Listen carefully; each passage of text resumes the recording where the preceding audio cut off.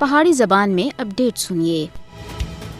हर एक मुल्क दे कुछ कानून और कवायद ज़ाबत होंदे हैं और वो अपने बनाए हुए कवानीन दे उत्ते अमल करने की भरपूर कोशिश करते हैं। भारत एक ऐसा मुल्क है जिहड़ा न सिर्फ आलमी कवानीन को पैरों तले मनदा है बल्कि अपने बनाए हुए कवानीन की भी मिट्टी पलीत करता है। 18 फरवरी 2007 को समझौता एक्सप्रेस के उत्ते धमाका किया और इसके अंदर 68 लोगों को मार दिता गया और इसका इल्जाम पाकिस्तान के उत्ते ला दिता गया सा। हालांकि इस हादसे में सबसे ज्यादा पाकिस्तानी मुसाफिर मारे गए से। 18 फरवरी 2007 हिंदुत्वा दहशतगर्दां सुन समझौता एक्सप्रेस के उत्ते इहड़ा धमाका कीता सा। 18 साल गुजरन के बाद भी समझौता एक्सप्रेस दहशतगर्द हमले दे मुतासरीन दे घर वाले इंसाफ के इंतजार विच हैं। भारत 2010 के समझौता एक्सप्रेस बम धमाके दे मुतासरीन को इंसाफ देने विच मुसलसल नाकाम हो गई है। RSS के कारकुनां सुन भारतीय एजेंसियां दे नाल मिल के समझौता एक्सप्रेस के उत्ते हमला कीता सा। समझौता एक्सप्रेस धमाका केस भारतीय